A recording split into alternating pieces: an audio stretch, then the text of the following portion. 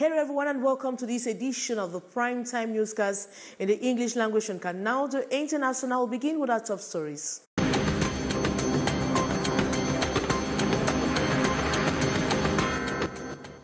The inhabitants of Ebogo 1 vicinity in Swa, Mefu and Afamba division of the central region of Cameroon are in total shock and consternation after the lifeless bodies of two herdsmen were discovered in a pit. A 39-year-old man said to have been extorting millions of francs CFA from top officials and directors of state corporations hiding under the profiles of the director in charge of general affairs at the presidency has been arrested by the police. He was cracked down in Yaoundé during one of his numerous deals and after a complaint from victims. And public structures in the city of Douala that normally should serve as touristic sites have been transformed into public toilets and garbage deposit points for some city dwellers. We'll tell you more in this edition of Newscast.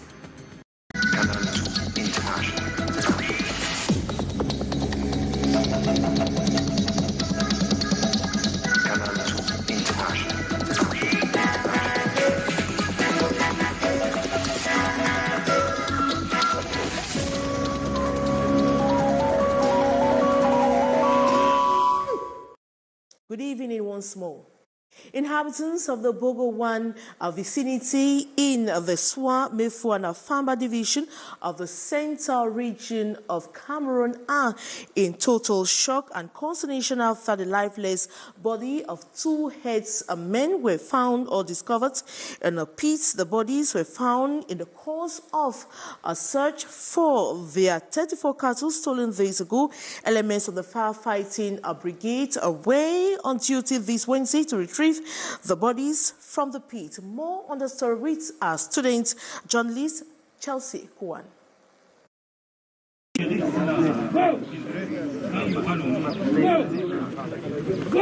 It may seem like a talk of war game, but this is how the bodies of two herdsmen were retrieved from a pit here at Ebogo 1. Pain and confusion visible in the faces of onlookers. The story of how they were discovered is shocking. On Sunday, September 24, a big market day for cattle, the owners, during the morning hours, tried to reach out to the herdsmen to no avail. After searching for hours, it was discovered that over 37 cows were stolen and 7 of them were slaughtered by people yet to be uncovered. On a retrouvé 27. We succeeded to find 27 cows, but now we have to be in search of the herdsmen. The search was launched together with the forces of law and order. We discovered that where they used to sleep is the same place where they were strangled to death before being dumped in the pit. The forces of law and order were on site when the firefighting brigade retrieved the bodies who were strangled before being dumped. Cattle rearers and the population decry the fact that it's not the first time such an incident is happening with nothing being done. It's been practically 6 months since we have been victims of assault. Our cattle is always stolen and the authorities are slow to action.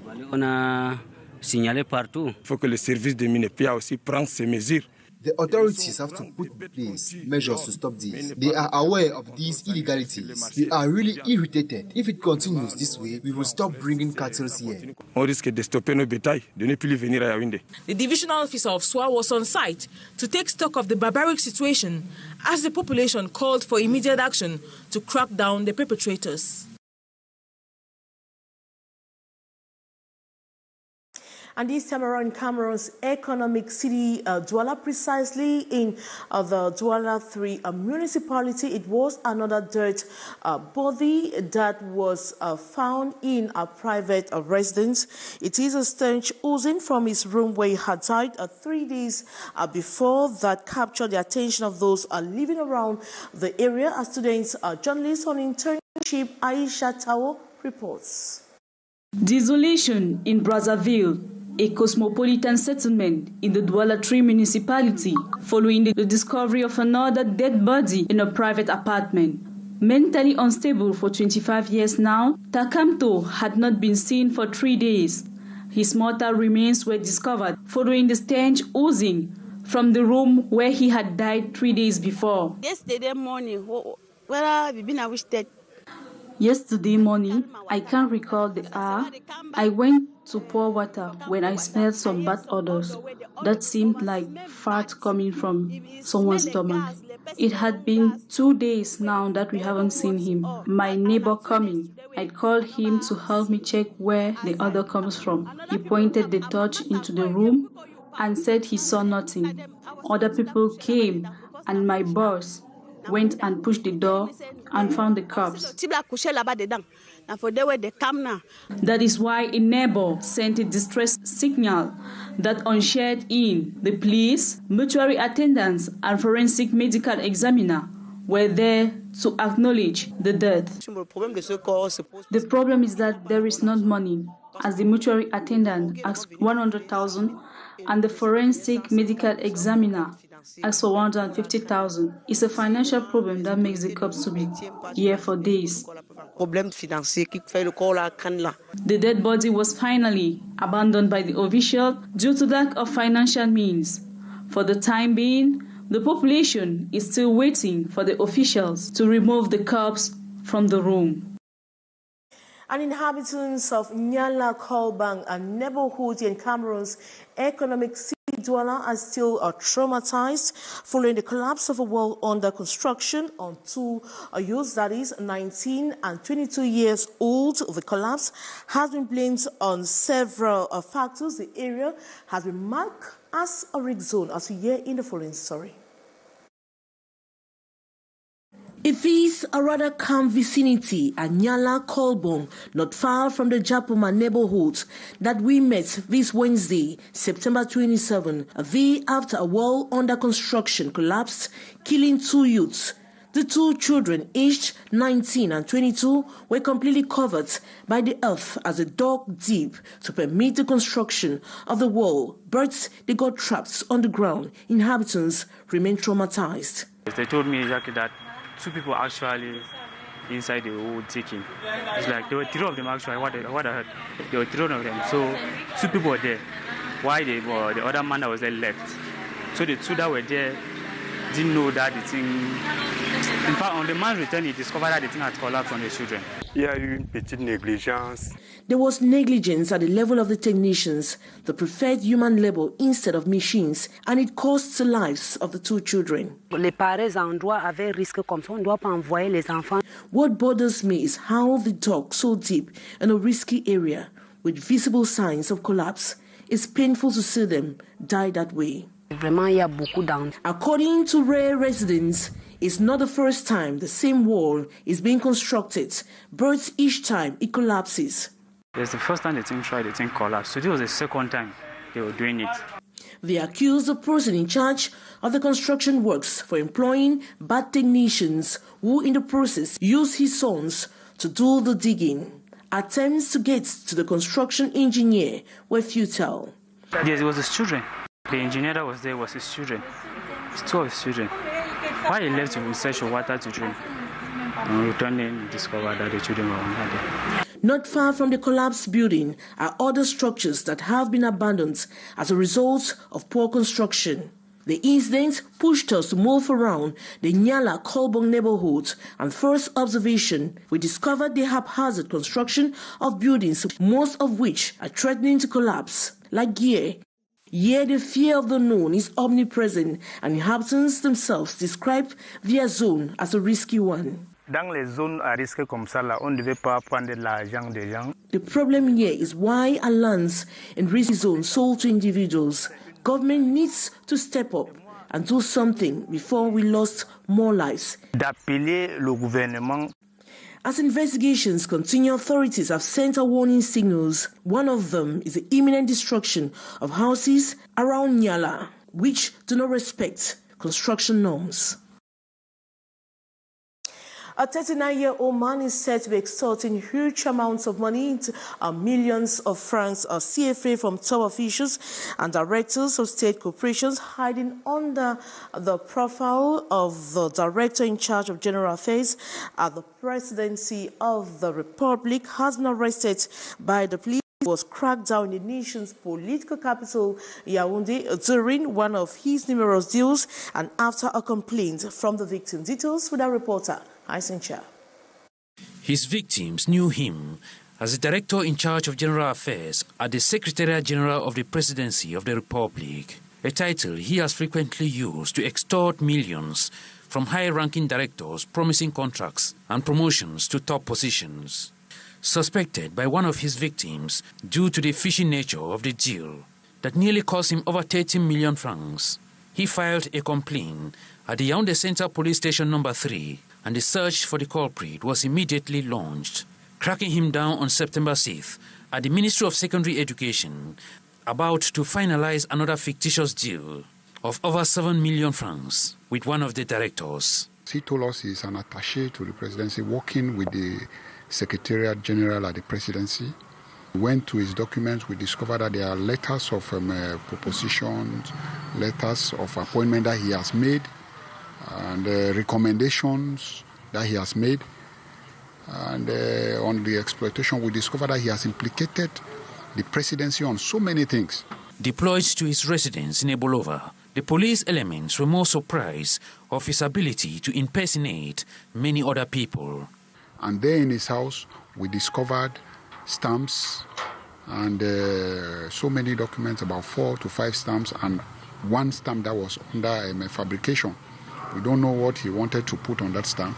And bent on making much money through this crookish way, the 39-years-old mostly targeted heavyweight individuals and state corporations.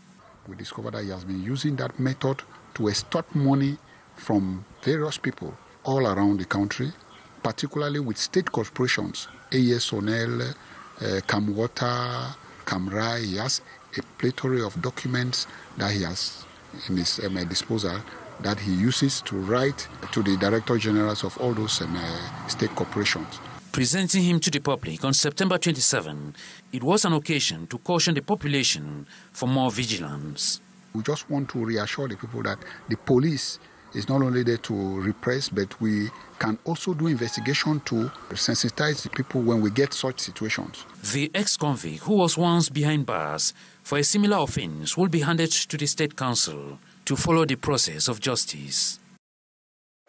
And in recent times, kidnapping for ransom, rape and other criminal activities have been making the order of the day in the urban centers in Douala and Yaoundé, with bike riders held responsible.